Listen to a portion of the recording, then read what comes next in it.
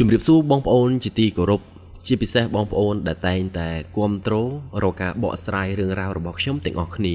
សម្រាប់វីដេអូនេះខ្ញុំនឹងមកធ្វើតាមសំណូមពរដែលមានបងប្អូនស្រីម្នាក់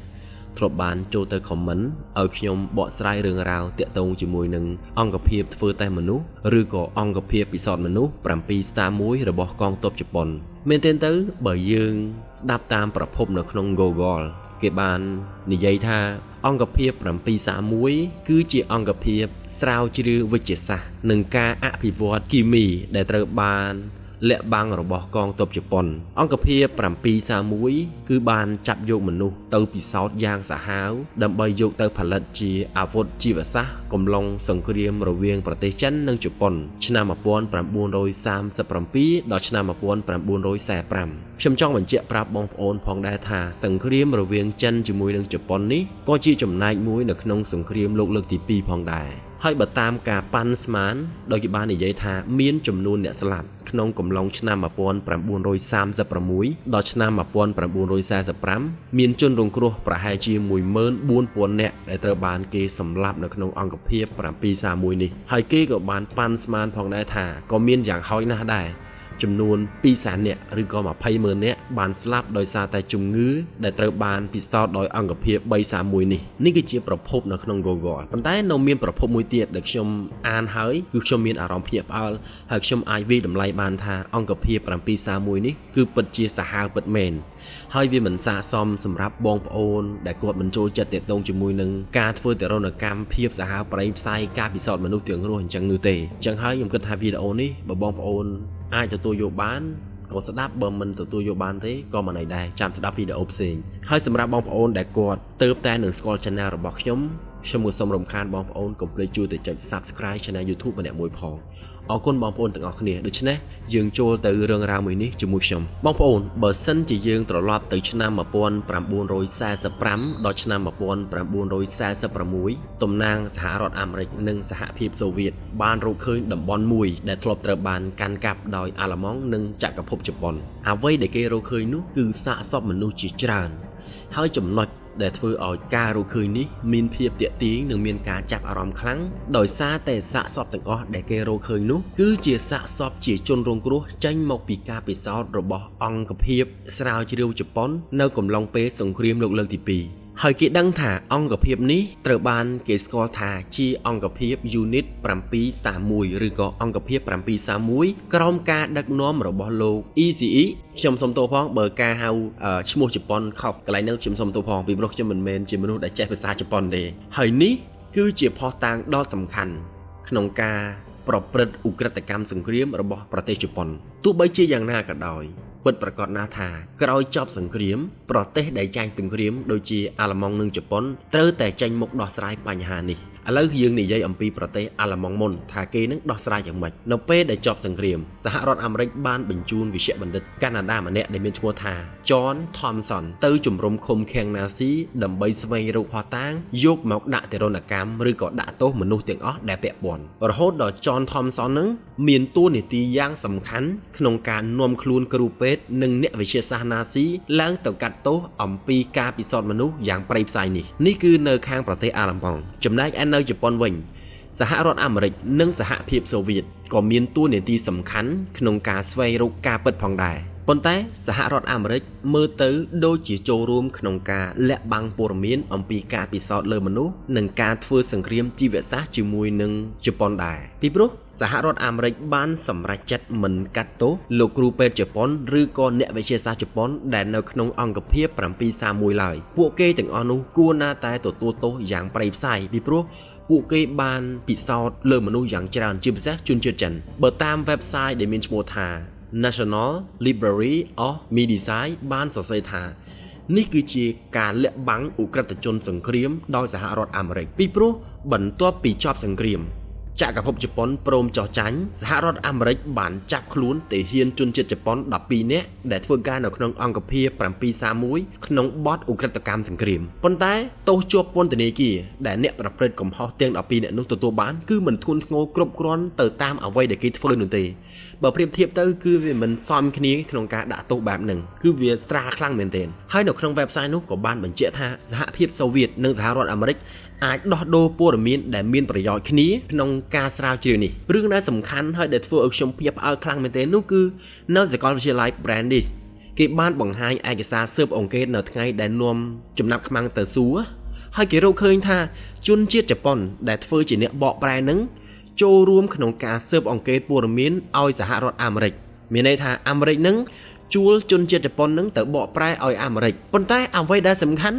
មនុស្សដែលសហរដ្ឋអាមេរិកជួលនេះគឺគេមានចេតនាក្នុងការបកប្រែព័ត៌មានខុសឲ្យអាមេរិកហើយអ្វីដែលសំខាន់បុគ្គលដែលបកប្រែព័ត៌មាននេះគឺជាវិជ្ជបណ្ឌិតនៅក្នុងអង្គភាព731នេះដែរអញ្ចឹងទៅបានគាត់ព្យាយាមបកប្រែព័ត៌មានខុសឲ្យអាមេរិកប៉ុន្តែទម្រាំតែអាមេរិកបានដឹងដំណឹងនេះគឺវាហួសពេលជាច្រើនទសវត្សរ៍បាត់ហើយមានបុរសម្នាក់ដែលមានឈ្មោះថា Sheldon Harris គាត់បាននិយាយក្នុងអំឡុងខែវិច្ឆិកាឆ្នាំ1945រហូតដល់ខែមិនិនាឆ្នាំ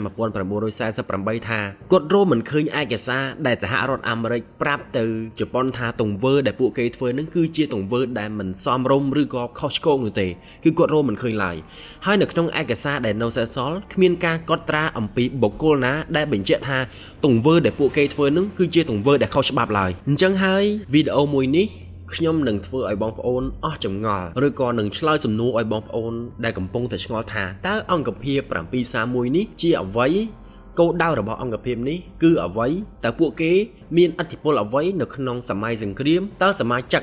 731នេះដឹងតែខ្លួនឯងខុសឆ្គងទេពេលដែលខ្លួនឯងពិសោធន៍មនុស្សទាំងរស់អញ្ចឹងហើយលោកគ្រូពេទ្យជប៉ុនដែលអាមេរិកចាប់ទៅនឹងទទួលទោសអ្វីខ្លះហើយការដោះដូរឯកសារនឹងមានន័យថាម៉េចអញ្ចឹងវីដេអូនេះខ្ញុំនឹងឆ្លើយសំណួរឲ្យបងប្អូនទាំងអស់គ្នាបានដឹងដូច្នេះមកដល់ត្រង់ចំណុចនេះបើបងប្អូនចូលចិត្តរឿងរ៉ាវបែបនេះបងប្អូនកុំភ្លេចជួយចុច like ក៏ដូចជា subscribe ម្នាក់មួយផងប៉ុន្តែបើបងប្អូនមានគំនិតផ្សេងពីនឹងបងប្អូនអាចសរសេរនៅក្នុង comment បានអញ្ចឹងយើងចូលសាច់រឿងទាំងអស់គ្នាបងប្អូនបន្ទាប់ពីចប់សង្គ្រាមលោកលើកទី1ខ្ញុំបញ្ជាក់លើកទី1មហាអំណាចដែលពាក់ព័ន្ធទាំងអស់នៅក្នុងសង្គ្រាមនឹងបានចុះហត្ថលេខាលើអនុសញ្ញាទីក្រុងសាណែលឆ្នាំ1925ហើយព្រមព្រៀងគ្នាថា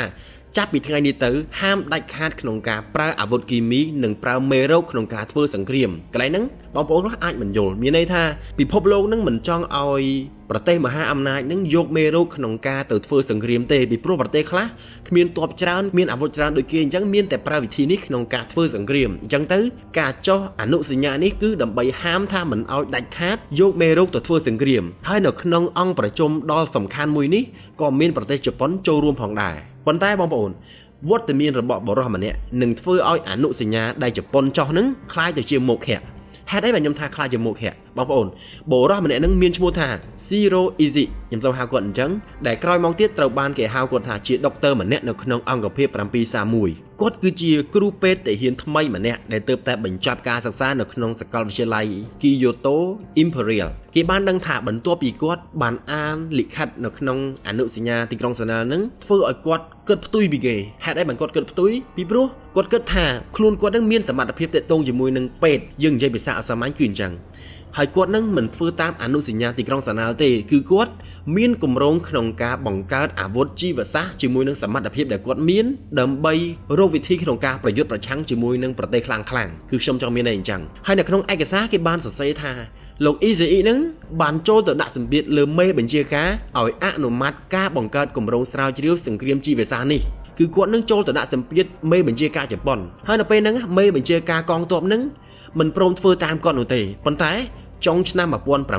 1931មេបញ្ជាការកងទ័ពនឹងក៏ព្រមចោះចាញ់ចំពោះការព្យាយាមរបស់គាត់ហើយក៏ព្រមធ្វើតាមគម្រោងរបស់គាត់គឺការបង្កើតអង្គភាពស្រាវជ្រាវនេះនោះឯងហើយនៅពេលហ្នឹងលោក Izai ហ្នឹងគឺគាត់ក្លាយទៅជាអ្នកដឹកនាំនៅក្នុងអង្គភាព731នេះក្នុងឆ្នាំ1932 ហើយលោក ECE នឹងគឺបានបង្កើតមន្ទីរពេទ្យយោធានៅក្នុងទីក្រុងតូក្យូដែលដាក់ក្រុមឈ្មោះថាមន្ទីរពិសោធន៍ដែលគេហៅថាការស្រាវជ្រាវការពារជំងឺរាតត្បាតបើយើងស្ដាប់មន្ទីរពិសោធន៍នេះយើងស្ដាប់មើលទៅគឺវាសមហេតុផលហេតុអីបានថាសមហេតុផលមន្ទីរពិសោធន៍ការពារស្រាវជ្រាវជំងឺរាតត្បាតមានន័យថាគាត់មានចេតនាក្នុងការការពារប្រជាជនមិនឲ្យកើតជំងឺរាតត្បាតប៉ុន្តែអ្វីដែលគាត់បានដាក់ឈ្មោះនៅក្នុងមន្ទីរនេះវាមិនមែនជាការពិតនោះទេគឺគ្រាន់តែដាក់ឈ្មោះដើម្បីបំភាន់មនុស្សតែប៉ុណ្ណោះជាក់ស្ដែងទៅគឺគាត់ធ្វើនេះគឺដើម្បីបង្កើតមន្ទីរស្រាវជ្រាវមនុស្សទៅវិញទេអ្វីដែលសំខាន់ដែលជំរុញឲ្យគម្រោងរបស់លោក ECE ជោគជ័យនោះគឺបន្ទាប់ពីជប៉ុនមានអំណាចឬក៏អាចគ្រប់គ្រងតំបន់មួយដែលមានឈ្មោះថា Manchuria ដល់ពេលដែលគាត់អាចគ្រប់គ្រងតំបន់នេះបានអញ្ចឹងទៅធ្វើឲ្យសមាគមគ្រូពេទ្យជនជាតិជប៉ុននឹងមានឱកាសក្នុងការស្រាវជ្រាវដែលមិនធ្លាប់មាននរណាហ៊ានស្រាវជ្រាវពីមុនមកហើយពួកគេក៏បានបង្កើតមន្ទីរពិសោធន៍នេះទៅចំណែកឯលោក ECE វិញគាត់តែងតែពន្យល់អំពីគោលបំណងក្នុងការបង្កើតគម្រោងនេះថាគាត់មានចេតនាពីរក្នុងការបង្កើតគម្រោងនេះទី1គាត់បាននិយាយថាការបង្កើតគម្រោងនេះគឺដើម្បីស្រាវជ្រាវយកមកការពារទាហានជប៉ុនគឺស្រាវជ្រាវថ្នាំដើម្បីយកទៅការពារទាហានជប៉ុនចំណែកឯទី2គឺសំខាន់ការបង្កើតគម្រោងនេះគឺដើម្បីបង្កើតអាវុធក្នុងការវាយប្រហារនេះគឺជាគោលបំណងរបស់គាត់ហើយដំណាក់កាលដំបូងគឺគាត់មិនហ៊ានចាប់ផ្ដើមស្រាវជ្រាវដើម្បីវាយប្រហារនោះទេប៉ុន្តែគាត់ផ្ដោតទៅលើការស្រាវជ្រាវដើម្បីរកវិធីសាស្ត្រការពារទាហានដើម្បីកុំឲ្យទាហាននឹងមានជំងឺចាញ់យើងអាចនិយាយអញ្ចឹងពីព្រោះនៅពេលដែលទាហានជប៉ុនចូលទៅតំបន់ណាមួយតែងតែមានជំងឺអាសន្នរោគផ្សេងអញ្ចឹងទៅធ្វើឲ្យកងទ័ពនឹងមិនអាចមានសុខភាពល្អអានេះគឺយើងនិយាយឲ្យសាមញ្ញគឺសុខភាពមិនល្អទោះបីជាយ៉ាងណាក៏ដោយលោក ECE តែងតែនិយាយនៅក្នុងមជ្ឈមណ្ឌលស្រាវជ្រាវគាត់ថាការស្រាវជ្រាវដើម្បីវាយប្រហារដាច់ខាតគឺមិនធ្វើនៅក្នុងប្រទេសជប៉ុនទេបើសិនជាធ្វើនៅបរទេសគឺគាត់ធ្វើបងប្អូនអាចនឹងឆ្ងល់ថាហេតុអីបានគាត់មិនធ្វើនៅក្នុងប្រទេសជប៉ុនមូលហេតុដែលគាត់មិនធ្វើនៅក្នុងប្រទេសជប៉ុនដោយសារតែខ្លាចបែកធ្លាយធ្វើឲ្យប្រជាជននៅក្នុងប្រទេសជប៉ុននឹងឆ្លងរីករាលដាលតគ្នាអញ្ចឹងទៅគាត់សម្រេចចិត្តថាបើសិនជាស្រាវជ្រាវដើម្បីវាយប្រហារដាច់ខាតគឺគាត់មិនធ្វើនៅក្នុងប្រទេសទេតែគាត់ធ្វើនៅក្រៅប្រទេសប៉ុន្តែបើធ្វើដើម្បីការពារទាហានគឺគាត់ធ្វើនៅក្នុងប្រទេសខ្ញុំជឿថាបងប្អូនអាចយល់កន្លែងហ្នឹងទោះបីជាគាត់មិនបានបញ្ជាក់យ៉ាងច្បាស់ថាប្រទេសណាដែលគាត់ចង់ធ្វើការពិសោធន៍ក៏ដោយប៉ុន្តែពាក្យសម្ដីរបស់គាត់ច្បាស់ណាស់គឺគាត់ចង់ធ្វើនៅលើទឹកដីចិនដែលមិនសូវមានឥទ្ធិពលនៅក្នុងសម័យនោះបងប្អូននៅឆ្នាំ1932ទាហានជប៉ុនបានចូលឈ្លានពានតំបន់ Manchuria នឹងរហូតដល់ជោគជ័យទាំងស្រុងធ្វើឲ្យគាត់នឹងអាចមានតំបន់ដែលនៅក្រៅប្រទេសក្នុងការបង្កើតគម្រោងស្រាវជ្រាវដើម្បីធ្វើការវាយប្រហារហើយគេហទំព័ររបស់សាកលវិទ្យាល័យ Brandy បានបញ្ជាក់ថានៅឆ្នាំ1936អធិរាជ Hirohito បានចូលរួមជាមួយនឹងគម្រោងរបស់លោក ECE ដែរអញ្ចឹងទៅធ្វើឲ្យលោក ECE នឹងកាន់តែអាចនិយាយបានថាកាន់តែមានឥទ្ធិពលលើសដើមហើយការិយាល័យដំបូងដែលគាត់ធ្វើនឹងគឺនៅស្រុក Pingfang ក្នុងតំបន់ Manchuria ពួកគេហៅអង្គភាពនេះថា731ហើយការស្រាវជ្រាវភាគច្រើនរបស់លោក ECE គឺផ្ដោតទៅលើអាវុធជីវសាស្ត្រនេះគឺជាគោលដៅរបស់គាត់ប្រកាសថាពេលដែលគាត់ប្រើពាក្យថាស្រាវជ្រាវវាត្រូវតែមានការពិសោធន៍និងធ្វើតេស្តហើយអ្វីដែលពួកគេធ្វើគឺពួកគេមិនបានធ្វើតេស្តឬក៏មិនបានពិសោធន៍លើសត្វមានជីវិតនោះទេប៉ុន្តែគឺគាត់យកមនុស្សមកពិសោធន៍ផ្ទាល់តែម្ដងហើយសំណួរសួរថាតើមនុស្សដែលគេយកមកពិសោធន៍នោះជានរណាគេហេតុអីបានយកមនុស្សមកពិសោធន៍ងាយៗម្ល៉េះបងប្អូនចម្លើយយ៉ាងខ្លីនោះគឺឆ្លើយសឹកដែលចាញ់សង្គ្រាមនៅក្នុងប្រទេសចិននឹងឯងព្រោះអីអ្វីដែលលោក ECE គិតគឺថាសត្វមិនអាចផ្ដល់ទិន្នន័យល្អត្រឹមត្រូវ 100% ទេប៉ុន្តែមានតែមនុស្សប៉ុណ្ណោះដែលអាចផ្ដល់ទិន្នន័យច្បាស់លាស់ជាងសត្វនេះគឺជាសម្ដីរបស់គាត់ដូច្នេះការគ្រប់គ្រងតំបន់ Manchuria របស់ជប៉ុននេះគឺផ្គត់ផ្គង់វត្ថុធាតុដើមសម្រាប់ស្រាវជ្រាវពេលនោះបណ្ដាញទាហានជប៉ុនតែងតែចាប់មនុស្សដែលនៅតាមដងផ្លូវហើយអ្នកទាំងអស់នោះនឹងត្រូវដាក់ក្នុងឡានដើម្បីបញ្ជូនមកឃុំឃាំងនៅក្នុងអង្គភាព731នេះកន្លែងនេះបងប្អូនអាចនឹងឆ្ងល់ថាតើពួកគេនឹងពិសោធន៍យ៉ាងម៉េចបងប្អូនពួកគេនាំមនុស្សពិសោធន៍ដើម្បីសិក្សាអំពីផលប៉ះពាល់នៃជំងឺរាតត្បាតដំណើរការនៃរាងកាយការបង្អត់អាហារនិងការស្រាវជ្រាវផ្នែកផ្សេងៗជាច្រើនទៀតដើម្បីអភិវឌ្ឍវ៉ាក់សាំងនិងវិធីការពារនិងបង្កើតថ្នាំដើម្បីឧបត្ថម្ភដល់ទាហានជប៉ុនពេលដែលចេញទៅធ្វើសង្គ្រាមបងប្អូនសម្រាប់សមាជិកនៅក្នុងអង្គភាព731ឬក៏បុគ្គលិកធ្វើការនៅអង្គភាព731ខ្លះត្រូវបានគេកេណ្ឌឲ្យមកចូលនៅបម្រើការនៅទីនេះប៉ុន្តែមានសមាជិកខ្លះទៀត ព្រមស្ម័គ្រចិត្តចូលបម្រើការដោយខ្លួនឯងពីព្រោះពេទ្យខ្លះវិញតាមអ្វីដែលគេនិយាយត្រូវធ្វើដំណើរពីស្រុកកំណើតនៅក្នុងប្រទេសជប៉ុននឹងដើម្បីទៅតំបន់ Manurial នៅក្នុងអង្គភាព731ហើយធ្វើការពិសោធន៍ជាមួយនឹងបុគ្គលិកដទៃទៀតគឺអ្នកខ្លះស្ម័គ្រចិត្តចូលមកដោយខ្លួនឯងដោយមិនចាំបាច់កេណ្ឌមកនោះទេរឿងដែលសំខាន់មួយទៀតអង្គភាព731គឺគេនឹងសហការជាមួយនឹងអង្គភាពប៉ូលីសជប៉ុនដែលជាទីភ្នាក់ងារប៉ូលីសសម្ងាត់របស់កងទ័ពចក្រភពជប៉ុនដែលត្រូវបានបង្កើតឡើងតាំងពីឆ្នាំ1981រហូតដល់ឆ្នាំ1985ខ្ញុំនឹងនិយាយបញ្ជាក់ថាតើអង្គភាពប៉ូលីសសម្ងាត់នេះមានតួនាទីដូចម្តេចបងប្អូន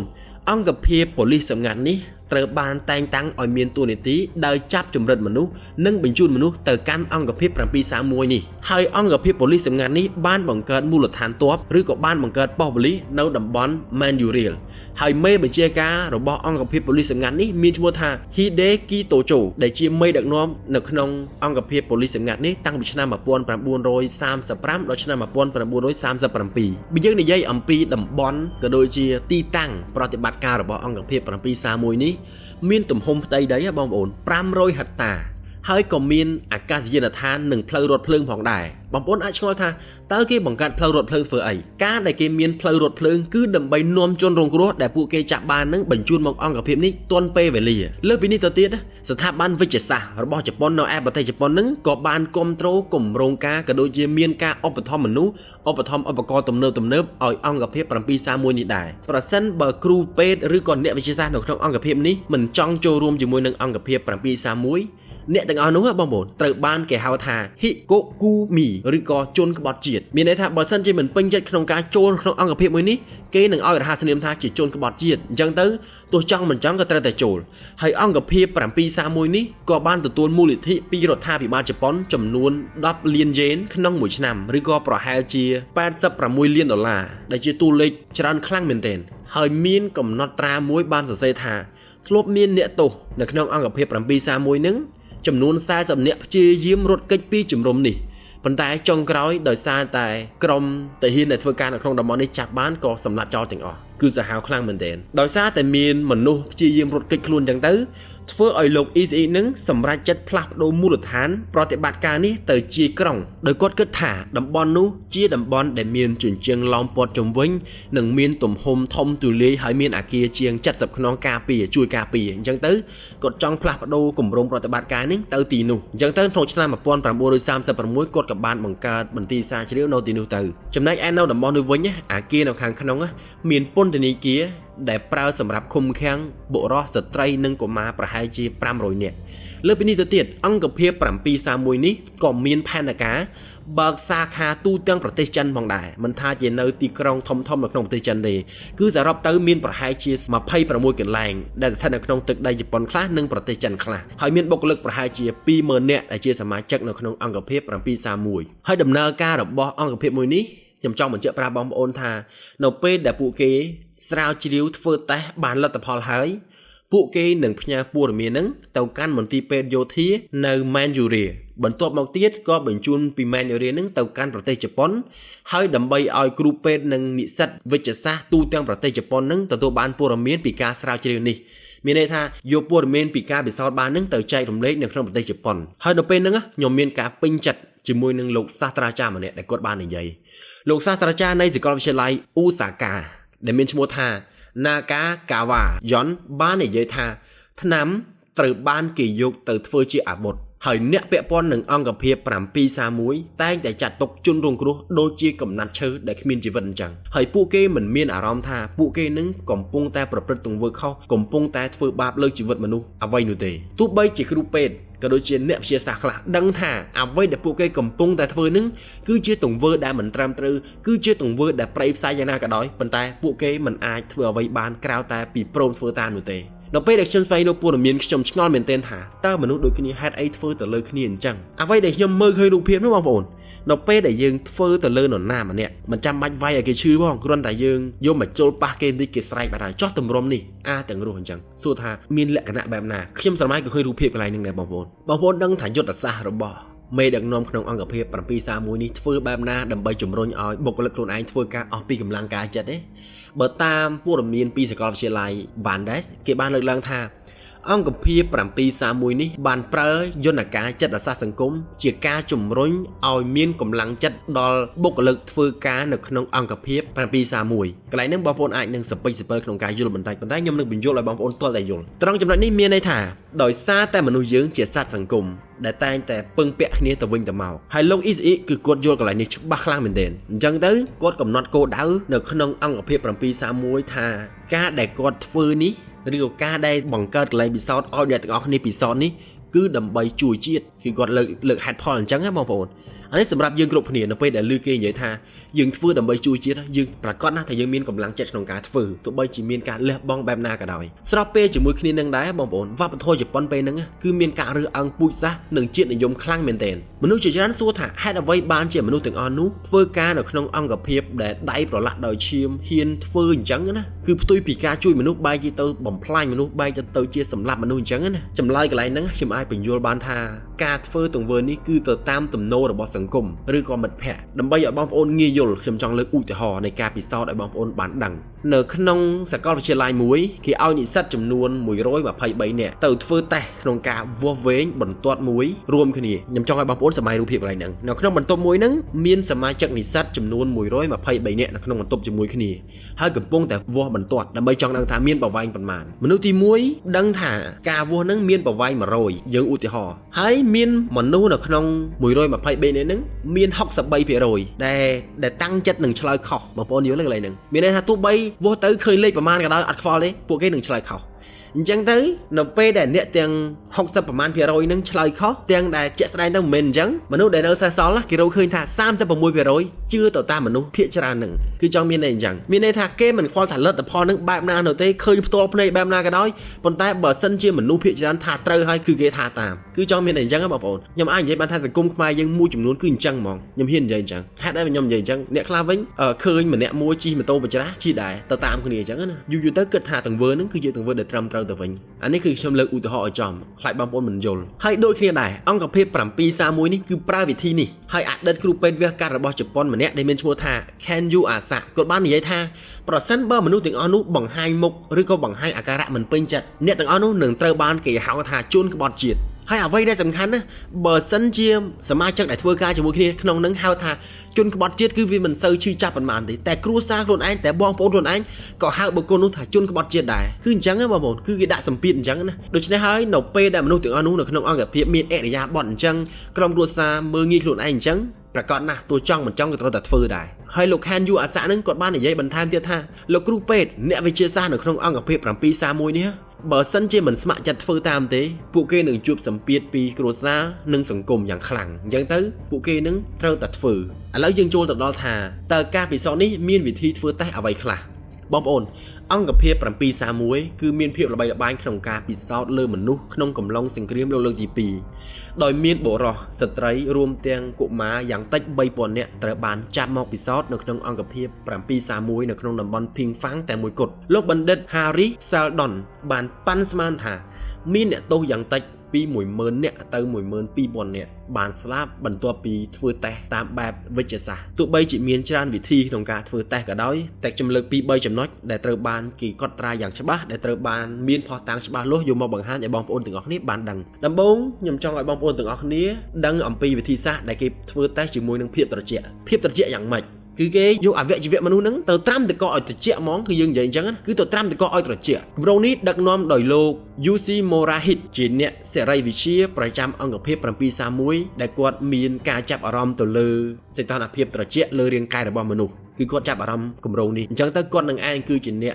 ដឹកនាំគម្រោងនេះវិធីដែលគាត់ធ្វើនោះគឺគាត់ចាប់ដៃនិងជើងនឹងរបស់អ្នកទោសក្នុងអង្គភាពនេះទៅត្រាំទឹកកកហើយទុករហូតទាល់តែដៃជើងនឹងคล้ายទៅជារឹងទាំងអស់គឺគាត់ដាក់ឲ្យមនុស្សនឹងរឹងដល់ថ្នាក់ហ្នឹងណាក្រោយមកទៀតគាត់ក៏បានកំណត់ពេលវេលាមើលថាតើរាងកាយមនុស្សយើងនឹងត្រូវប្រើពេលយូរប៉ុណ្ណាដើម្បីឆ្លើយតបជាមួយនឹងភាពត្រជាក់នេះបានក្រោយមកទៀតគាត់ក៏បានប្រើវិធីសាស្ត្រផ្សេងៗក្នុងការរំលាយពីភាពត្រជាក់ហ្នឹងមកធម្មតាវិញ វិធីទី1គឺគាត់ប្រើទឹកក្តៅវិធីទី2គឺគាត់ប្រើភ្លើងដុតនិងវិធីទី3គឺគាត់ទុកជនរងគ្រោះចោលរហូតដល់មកលក្ខណៈភាពដើមវិញគឺគាត់ធ្វើវិធីហ្នឹងក្នុងការធ្វើតេស្តហើយនៅពេលហ្នឹងគឺគាត់យកឈាមអ្នកទោសហ្នឹងទៅពិសោធន៍មើលថានៅពេលដែលត្រជាក់ខ្លាំងអញ្ចឹងតើឈាមមានរូបរាងបែបណាហើយបន្ទាប់មកទៀតក្រោយពីបាត់ត្រជាក់ហ្នឹងតើឈាមមានលក្ខណៈបែបណាគាត់ធ្វើអញ្ចឹងគម្រោងនេះធ្វើឲ្យអង្គភាព731រកឃើញថាការព្យាបាលដែលទទួលបានលទ្ធផលខ្លាំងជាងគេនោះគឺយកអវយវៈដែលត្រជាក់ហ្នឹងទៅត្រាំជាមួយនឹងទឹកក្តៅដែលមានសីតុណ្ហភាពពី100អង្សាដល់120អង្សាមិនលើស22អង្សានោះទេអានេះគឺជាវិធីដែលគាត់រកឃើញនេះគឺជាវិធីសាស្ត្រទី1ដែលគេពិសោធន៍នៅក្នុងអង្គភាព731ចំណែកឯវិធីទី2វិញគឺវះកាត់មនុស្សដែលមានស្មារតីធម្មតាមានន័យថាម៉េចមានន័យថាមនុស្សធម្មតាទេតែយកទៅវះកាត់ដើម្បីចង់ដឹងប្រតិកម្មរបស់មនុស្សហើយការវះកាត់នេះផងដែរគឺមិនអនុញ្ញាតឲ្យជនរងគ្រោះនឹងប្រើថ្នាំស្ពឹកក៏ដូចជាថ្នាំសណ្ដំអ្វីនោះទេដើម្បីចង់ដឹងថាតើរាងកាយមនុស្សនៅពេលដែលវះកាត់ទាំងស្រស់ៗអញ្ចឹងតើមានលក្ខណៈម៉េចការវះកាត់នេះធ្វើឡើងចំពោះជនរងគ្រោះរាប់ពាន់នាក់ភាគច្រើនជាអ្នកទោសកុម្មុយនីសចិនរួមទាំងកុមារនិងកសិករចាស់ៗដំបូងជនរងគ្រោះទាំងអស់ត្រូវបានគេដាក់ឲ្យពួកគាត់នឹងឆ្លងជំងឺសិនបន្ទាប់មកទៀតក៏យកសរីរាង្គរបស់ពួកគាត់នឹងមកពិនិត្យមុននឹងពេលដែលគាត់ស្លាប់គោលបំណងនៃគម្រោងនេះគឺដើម្បីសិក្សាអំពីផលប៉ះពាល់នៃជំងឺចំណែកឲ្យជនរងគ្រោះណាដែលសាច់បានស្លាប់មានន័យថាអវយវៈដែលយកដែលកាត់ចេញក្រៅនឹងបានស្លាប់ហើយគឺគេយកអវយវៈនឹងទៅភ្ជាប់ជាមួយនឹងអវយវៈរបស់មនុស្សដែលនៅមានជីវិតដើម្បីចង់ដឹងថាតើវាអាចតបភ្ជាប់គ្នាបានដែរឬអត់ចំណែកឯវិធីសាស្ត្រមួយទៀតគឺការសិក្សាលើដំបងចុងកំភ្លើងបងប្អូនសម័យឃើញបានកំភ្លើងរបស់ជប៉ុនពីដើមគឺមានដំបងនិងមានកំបិតដែលនៅចុងកំភ្លើងយកដំបងនិងកំបិតហ្នឹងទៅធ្វើទរណកម្មអ្នកទោសដើម្បីចង់ដឹងថាតើដំបងហ្នឹងមានគុណភាពប៉ុណ្ណាតើចុងកំបិតហ្នឹងមានគុណភាពប៉ុណ្ណាហើយក៏បានសាកល្បងអាវុធផ្សេងផងដែរថានៅពេលដែលអាវុធរបស់ជប៉ុនហ្នឹងបាញ់ទៅចំជនរងគ្រោះណាមួយហើយតើវាមានលក្ខណៈខូចខាតប៉ុណ្ណាជំរឿប៉ុណ្ណានិងមានការផ្ទុះបែបណាគឺគេពិសោធន៍ដល់ថ្នាក់ហ្នឹងបងប្អូនកន្លែងហ្នឹងបងប្អូនខ្ញុំមិនហ៊ាននិយាយច្រើនទេដោយសារតែខ្ញុំខ្លាចវាប៉ះពាល់ដល់ channel របស់ខ្ញុំពីព្រោះអីវាមានទង្វើដែលលើសពីយើងអាចត្រូវនិយាយបានគឺវាសាហាវពេកណាត្រង់ចំណុចហ្នឹងខ្ញុំសុំទោសបងខ្ញុំសុំទោសមែនទែនហើយវិធីសាស្ត្រមួយទៀតដែលខ្ញុំអាចនិយាយបានដែលគេធ្វើតេស្តនោះគឺគេចង់ដឹងថាតើកម្លាំងរបស់មនុស្សនៅលើយន្តហោះនិងផលប៉ះពាល់នៅពេលដែលធ្លាក់មានលក្ខណៈបែបណាមានន័យថាអង្គភាពមន្ត្រី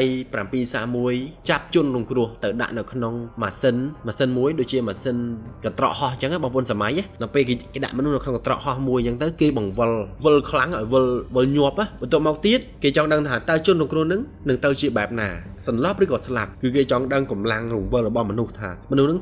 ធន់ដល់កម្រិតណានេះគឺយើងនិយាយឲ្យសាមញ្ញវិធីសាស្ត្រទី4គឺពិសោធន៍ទៅលើជំងឺផ្សេងៗឲ្យឆ្លងតាមគ្នាមានន័យថាអង្គភាព731នេះបានចាប់អារម្មណ៍ក្នុងរឿងការឆ្លងជំងឺនេះខ្លាំងជាងគេពីព្រោះវិធីនេះគឺគេប្រើតាំងពីសម័យអេស៊ីបបុរាណមកម្លេះប៉ុន្តែនៅពេលដែលជប៉ុនសាកល្បងធ្វើគម្រោងនេះគេក៏បានមកពិសោធន៍ម្ដងទៀតដែរមានន័យថាគេឲ្យជនរងគ្រោះប្រុសទាំងអស់ឲ្យឆ្លងជំងឺមួយបន្ទាប់មកទៀតបញ្ជាឲ្យមនុស្សទាំងអស់ហ្នឹងទៅតាក់ទងជាមួយនឹងខ្ញុំសុំប្រើពាក្យថាតាក់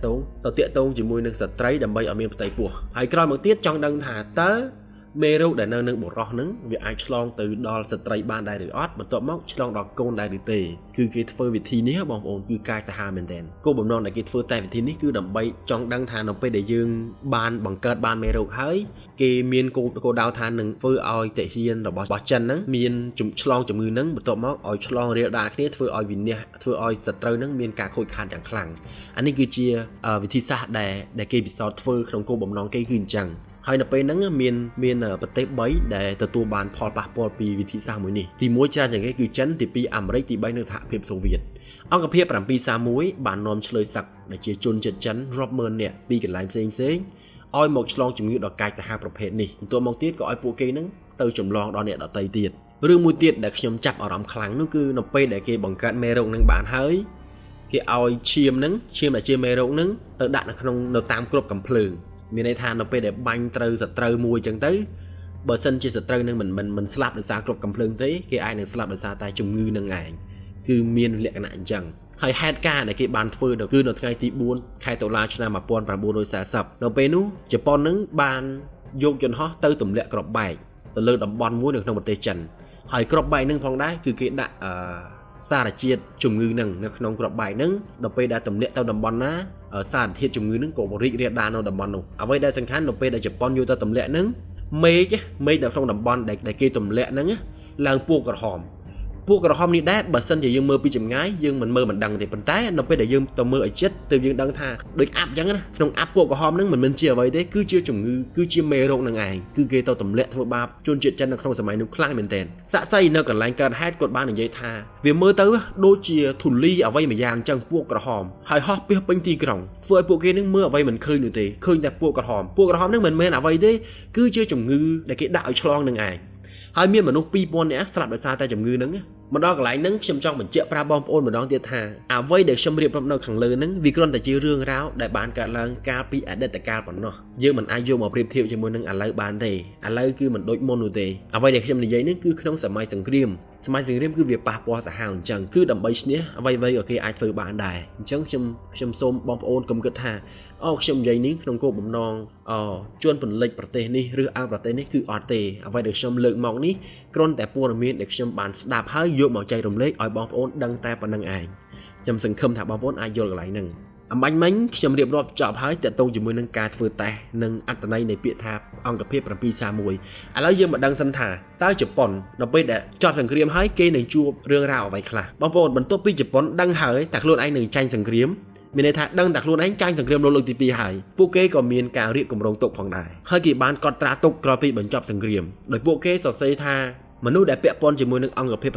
731ត្រូវមានដំណោះស្រាយក្រោយពីចប់សង្គ្រាមពីព្រោះពួកគេដឹងយ៉ាងច្បាស់ថាជប៉ុនដាច់ខាតត្រូវតែប្រឈមមុខជាមួយនឹងសហរដ្ឋអាមេរិកនិងសហភាពសូវៀតដែលពួកគេនឹងមានការចាប់អារម្មណ៍មកលើប្រទេសជប៉ុននៅពេលហ្នឹងហើយអ្វីដែលសំខាន់នោះគឺសហភាពសូវៀតនិងសហរដ្ឋអាមេរិកនឹងចាប់អារម្មណ៍លទ្ធផលពីការស្រាវជ្រាវរបស់អង្គភាព731មានន័យថា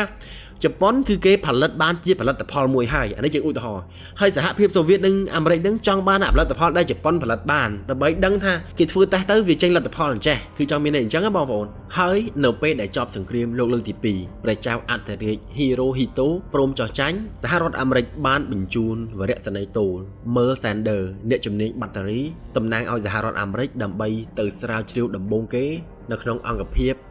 731ដល់ប្រទេសជប៉ុនដើម្បីទៅសួរចម្លើយឧក្រិដ្ឋជនសង្គ្រាមរបស់អង្គភាព731អ្នកវិទ្យាសាស្ត្រនិង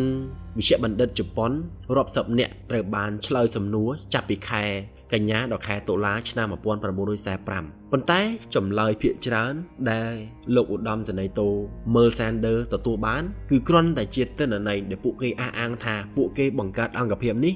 គឺដើម្បីតែធ្វើតេស្តពីជំងឺរាតត្បាតដើម្បីការពារទាហានជប៉ុនតែប៉ុណ្ណោះអានេះគឺជាអ្វីដែលលោក Merle Sanders ទទួលបានពីកងទ័ពផ្ដល់ចម្លើយនៅក្នុងកំណត់ត្រារបស់លោកក៏បានបញ្ជាក់ផងដែរថាសមាជិកអង្គភាព731បាននិយាយឃ្លានេះដដែលច្រើនដងធ្វើឲ្យពួកគេគិតថាចម្លើយដែលពួកគេបានឆ្លើយនឹងគឺជាចម្លើយដែលពួកគេបានត្រៀមទុកជាមុនហើយលោកវីរៈសេនីយ៍ទោល Merle Sanders ក៏ទុកចិត្តអ្នកបកប្រែរបស់គាត់ដែរដែលមានឈ្មោះថា Ryo Ichinaita ដោយខាងអាមេរិកមិនដឹងសោះថាបរិសម្នាក់នេះធ្លាប់បម្រើការនៅក្នុងអង្គភាព731ពីមុនហើយមិនដឹងថាពេលសួរចម្លើយនឹងគាត់មានចេតនាក្នុងការឆ្លើយខុសសូម្បីតែបន្តិចតែទម្រាំតែដឹងនឹងគឺពេលវេលាវាកន្លងផុតទៅបាត់ហើយនៅពេលដែលសួរមេដឹកនាំ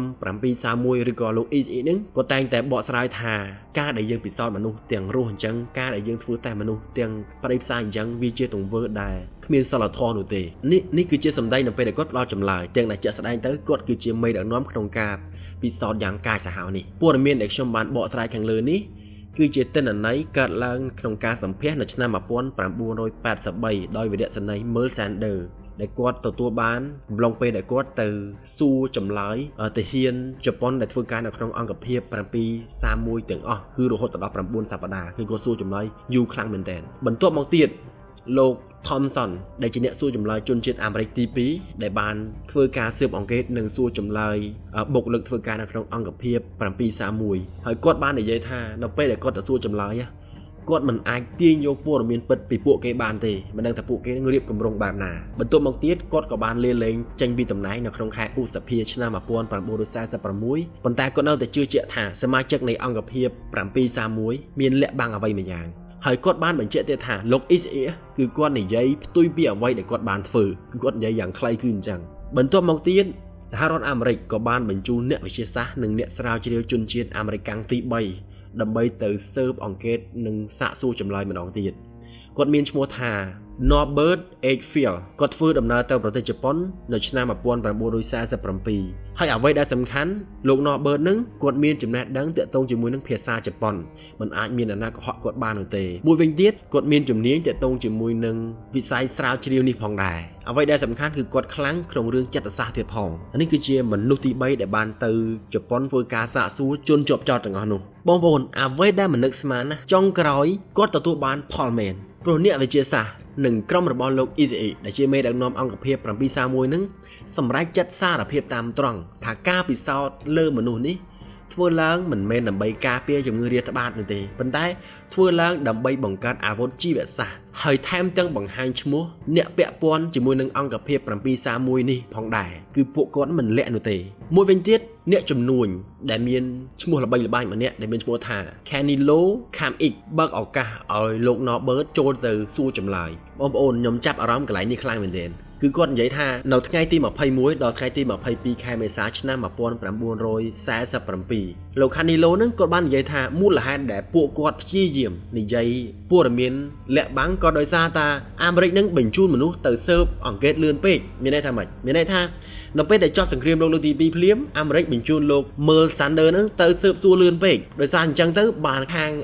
អង្គភាព731នឹងមិនហ៊ាននិយាយបើកចំហទេប៉ុន្តែនៅពេលនេះមូលហេតុដែលគាត់ហ៊ាននិយាយក៏ដោយសារថាស្ថានភាពគឺវាធូរស្រាលជាងមុនហើយពាក្យសម្ដីដែលលោក Norbert គាត់និយាយយ៉ាងច្បាស់នោះគឺថាខ្ញុំប្រកាសថាប្រសិនបើអ្នកធ្វើការស៊ើបអង្កេតពីទស្សនវិជ្ជាសាស្ត្រប្រកាសថាអ្នកនឹងទទួលបានព័ត៌មានលម្អិតនេះគឺជាសម្ដីរបស់គាត់2ថ្ងៃមកទៀតអង្គភាពធ្វើការនៅ771ក៏បាននិយាយថាព័ត៌មាននៅក្នុងអង្គភាព771នឹងមិនហ៊ានផ្ដល់ឲ្យអាមេរិកពីព្រោះខ្លាចបែកធ្លាយទៅកាន់បកកុម្មុយនីសឬក៏បញ្ជូនទៅសហភាពសូវៀតគឺគាត់មានន័យអញ្ចឹងមូលហេតុនេះហើយបានគាត់មិនហ៊ាននិយាយការពិតគឺគាត់ខ្លាចបែកធ្លាយដល់សហភាពសូវៀតនៅពេលអញ្ចឹងទៅខាងអាមេរិកចាត់ទុកថារឿងនេះគឺជារឿងសំខាន់គឺជារឿងអតិភិបបានគាត់ហ៊ានផ្ដល់ការទុកចិត្តឲ្យចំណាប់ខ្មាំងម្នាក់នេះថាបើសិនជាហ៊ានផ្ដល់ទិន្នន័យគ្រប់គ្រាន់ខ្ញុំនឹងមិនធ្វើឲ្យបែកធ្លាយចូលទៅក្នុងដៃរបស់បកកុម្មុយនីសនោះទេនេះគឺជាសម្ដីរបស់គាត់ហើយជនជាប់ចោតដដែលក៏បានសារភាពថាពីមុន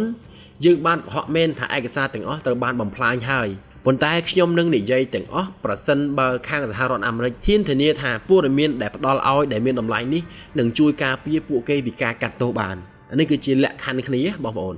លទ្ធផលដែលលោក Norbert ទទួលបានคล้ายទៅជាគាត់នឹងគឺជាអ្នកវិទ្យាសាស្ត្រអាមេរិកដំបូងគេដែលបានដឹងអំពីឧក្រិដ្ឋកម្មសង្គ្រាមនៅក្នុងអង្គភាព731ហើយគាត់បានដឹងកាន់តែច្បាស់ទៀតនោះគឺថាការពិសោធន៍លើមនុស្សនេះមិនបានកើតចេញពីការយល់ព្រមឲ្យពិសោធន៍ទេមានន័យថាជនរងគ្រោះមិនបានស្ម័គ្រចិត្តឲ្យពិសោធន៍ទេគឺពួកគេនឹងចាប់ចម្រិតមនុស្សទៅពិសោធន៍ដោយខ្លួនឯងទោះបីជាយ៉ាងណាក៏ដោយក្នុងរបាយការណ៍សង្ខេបចុងក្រោយចុះនៅថ្ងៃទី24ខែមិនិនាឆ្នាំ1947លោកបណ្ឌិត Norbert បានកត់សម្គាល់ថាព័ត៌មានដែលគាត់បានទទួលរហូតមកដល់ពេលនេះមានចំណាប់អារម្មណ៍យ៉ាងខ្លាំងមានការចាប់អារម្មណ៍យ៉ាងខ្លាំងនិងប្រកាសជាមានតម្លៃខ្លាំងណាស់គាត់បានបន្ថែមទៀតថាក្នុងការសួរចម្លើយចុងក្រោយនៅក្នុងអង្គប្រជុំកាលពីម្សិលមិញមានប្រធានបទផ្នែកគីមីវិទ្យានិងតំណាងពីក្រសួងសង្គ្រាមក្រសួងការបរទេសនិងក្រសួងយុទ្ធភ័ពបានចូលរួមផងដែរហើយឯកសារឬក៏ភស្តុតាងដែលអាមេរិកទទួលបានចេញពីអង្គភាព731នឹងត្រូវបានគេចាត់ទុកថាជាអាចកំបាំងដ៏សំខាន់មួយដែលមិនអាចបែកធ្លាយបានរបាយការណ៍ចុងក្រោយរបស់អ្នកវិទ្យាសាស្ត្រអាមេរិកត្រូវបានបញ្ជូនមកនៅក្នុងខែធ្នូឆ្នាំ1947ដោយនាយកផ្នែកបច្ចេកទេសឈ្មោះលោក Edwin Hill និងអ្នកមន្ទីរពិសោធន៍លោកបណ្ឌិត Geoff Fitter បានស្វាគមន៍សមាជិកនៃអង្គភាព731រួមទាំងការជួបជាមួយនឹងលោកបណ្ឌិត Shiro Isai ផងដែរការជួបគ្នាលើកនេះបានផ្ដល់របាយការណ៍អំពីគម្រោងពិសោធន៍របស់អង្គភាព731ដែលធ្លាប់ធ្វើឡើងក្នុងកំឡុងសង្គ្រាមលោកលើកទី2ហើយអាមេរិកទទួលបាន slide ដែលគេធ្វើនៅក្នុងអង្គភាព731នេះមានរហូតដល់ 8000 រូបដែលគេបានគូចុងក្រោយអ្នកវិទ្យាសាស្ត្រលោកគ្រូពេទ្យក៏ដូចជាក្រុមពេទ្យដែលធ្វើការនៅក្នុងអង្គភាព731បានរួចផុតពីទោសដែលពួកគេបានសាងដោយដោះដូរជាមួយនឹងទិន្នន័យដែលពួកគេស្រាវជ្រាវបានក្រោយពីនោះមកទៀតបុគ្គលិកដែលធ្វើការនៅក្នុង731ខ្លះក៏ក្លាយទៅជាគ្រូនៅក្នុងសាកលវិទ្យាល័យខ្លះក៏ក្លាយទៅជាពេទ្យនៅក្នុងមន្ទីរពេទ្យខ្លះក៏ទៅធ្វើការនៅក្នុងតំណែងធំៗនៅក្នុងទីក្រុងតូក្យូផងដែរហើយបងប្អូន ខាងសហភាពសូវៀតណាគឺជាប្រទេសតែមួយគត់ដែលបាននាំបុគ្គលិកដែលពាក់ព័ន្ធធ្វើការនៅក្នុងអង្គភាព731ទៅឡើងតុលាការគឺនៅឆ្នាំ1949អតីតគ្រូពេទ្យនិងមន្ត្រី12នាក់ដែលនៅក្នុងអង្គភាព731ត្រូវបានគេចោទប្រកាន់ពីបទផលិតអាវុធជីវសាស្ត្រនិងអាវុធគីមីការជំរុំជម្រះក្តីធ្វើឡើងនៅក្នុងសហភាពសូវៀតក្នុងចំណោមមនុស្សទាំងអស់នោះគឺជាប់ពន្ធនាគារមិនដល់20ឆ្នាំនោះទេហើយចុងក្រោយនៅឆ្នាំ1956អ្នកទោសទាំងអស់ក៏បានបញ្ជូនទៅកាន់ប្រទេសជប៉ុនខ្ញុំសូមបញ្ជាក់ប្រាប់បងប្អូនដែរថាបុគ្គលិកដែលធ្វើការនៅក្នុងអង្គភាព731នេះខ្លះក៏ត្រូវបានគេយកទៅកាត់ទោសប្រហារជីវិតខ្លះក៏ត្រូវបានគេយកទៅធ្វើជាគ្រូនៅក្នុងសាកលវិទ្យាល័យខ្លះក៏ត្រូវបានគេដាក់ក្នុងពន្ធនាគារមិនមែនមានន័យថាដោះលែងទាំងអស់នោះទេប៉ុន្តែនៅក្នុងឆ្នាំ1988ក្រុមគ្រួសារជនរងគ្រោះជនជាតិចិនជាង100គ្រួសារបានដាក់ពាក្យបណ្ដឹងទៅកាន់តុលាការនៅក្នុងប្រទេសជប៉ុនដើម្បីទាមទារឲ្យរដ្ឋាភិបាលជប៉ុនទទួលខុសត្រូវចំពោះអង្គភាព731ដែលធ្វើបាបក្រុមគ្រួសារគេយ៉ាងធ្ងន់ធ្ងរបែបនេះហើយក៏បានទាមទារឲ្យរដ្ឋាភិបាលជប៉ុននឹងបង់សំណងជូនដល់ជនរងគ្រោះក្រុមគ្រួសារទាំងអស់នោះផងដែរចុងក្រោយនៅថ្ងៃទី28សីហាឆ្នាំ2002តុលាការជប៉ុនក៏បានទទួលស្គាល់ថាអង្គភាព731បានធ្វើតេស្តបាក់តេរីនៅក្នុងប្រទេសចិនពិតមែនហើយបង្កគ្រោះថ្នាក់ដល់ជនជាតិចិនដែលនៅតំបន់នោះផងដែរបងប្អូននៅពេលដែលសង្គ្រាមចប់មានការសរុបទិន្នន័យជនរងគ្រោះថាមានភាគច្រើនជាជនជាតិចិនរុស្ស៊ីកូរ៉េអាមេរិកអង់គ្លេសបារាំងនិងម៉ុងហ្គូលីហើយមានការប៉ាន់ប្រមាណថាមានមនុស្សប្រមាណជា3000នាក់បានស្លាប់នៅក្នុងមន្ទីរពិសោធន៍នៅតំបន់ភៀងហ្វាងនិងជាង500,000នាក់ទៀតត្រូវបានស្លាប់នៅក្នុងការស្រាវជ្រាវផ្នែកសុខភាពសាធារណៈនៅពេលដែលសង្គ្រាមបានបញ្ចប់ទីតាំងដែលត្រូវបានពិសោធន៍នឹងត្រូវបានបំផ្លាញដូច្នេះព័ត៌មានភាគច្រើនទាក់ទងជាមួយនឹងអង្គភាព731គឺបានមកពីសាក្សីខាងក្រៅនិងការឆ្លើយសំណួររបស់ក្រុមស៊ើបអង្កេតនៅក្នុងសង្គ្រាមបន្ទាប់ពីចប់សង្គ្រាមលោក Zero Ishii ត្រូវបានចាប់ខ្លួនប៉ុន្តែមានកិច្ចព្រមព្រៀងការពារគាត់ដែលបានកើតឡើងនៅក្នុងឆ្នាំ1948ហើយគាត់មិនត្រូវបានកាត់ទោសពីបទឧក្រិដ្ឋកម្មសង្គ្រាមឬក៏ឧក្រិដ្ឋកម្មប្រឆាំងមនុស្សជាតិនោះទេបន្ទាប់ពីទទួលបានការការពារសិទ្ធិគាត់ក៏បានជួយឲ្យរដ្ឋាភិបាលសហរដ្ឋអាមេរិកដើម្បីធ្វើបទបង្ហាញដល់មន្ត្រីអាមេរិកអំពីប្រធានបទនៃការប្រើប្រាស់អាវុធជីវសាស្ត្រនិងលទ្ធផលនៃការពិសោធន៍របស់អង្គភាព731បន្ទាប់មកលោក Ishii ក៏បានត្រឡប់ទៅប្រទេសជប៉ុនវិញហើយបើក clinic ដើម្បីពិនិត្យនិងព្យាបាលជំងឺដោយឥតគិតថ្លៃនៅចុងបញ្ចប់នៃជីវិតរបស់គាត់គឺគាត់និយាយមិនច្បាស់ទេហើយគាត់មានអារម្មណ៍ដូចជាមិនស្រួលខ្លួនតែត្រូវប្រើថ្នាំទៀងទាត់ដើម្បីបំបត្តិការជឿចាប់រហូតដល់ចុងក្រោយថ្ងៃទី9ខែតុលាឆ្នាំ1959គាត់បានស្លាប់ដោយសារតែជំងឺមហារីកបំពង់កនៅពេលដែលគាត់មានអាយុ67ឆ្នាំហើយនេះគឺជាការបិទបញ្ចប់នៃរឿងរ៉ាវទាក់ទងជាមួយនឹងអង្គភាព731ដូច្នេះរឿងរ៉ាវនេះខ្ញុំសូមបញ្ចប់តែប៉ុណ្្នឹងហើយបើសិនជាពាក្យពេចន៍តំបន់ឈ្មោះបុគ្គលខ្ញុំអានខុសខ្ញុំសូមអធិស្ឋានហើយខ្ញុំបញ្ជាក់ម្ដងទៀតថាខ្ញុំគ្មានចេតនាក្នុងការជន់ពន្លិចប្រទេសមួយលើកតម្កើងប្រទេសមួយនោះទេអញ្ចឹងអ្វីដែលខ្ញុំលើកឡើងមកនេះគ្រាន់តែព័ត៌មានដែលខ្ញុំបកប្រែមកចែកជូនឲ្យបងប្អូនទាំងអស់គ្នាបានដឹងហើយបើខុសឆ្គងត្រង់ប្រការណាមួយអធិស្ឋានដល់រូបខ្ញុំផងហើយបើបងប្អូនពេញចិត្តនឹងរឿងមួយនេះបងប្អូនកុំភ្លេចជួយចុច like ក៏ដូចជា subscribe Channel YouTube របស់ខ្ញុំម្នាក់មួយផងអរគុណបងប្អូនដែលតែងតែគាំទ្រខ្ញុំរហូតមក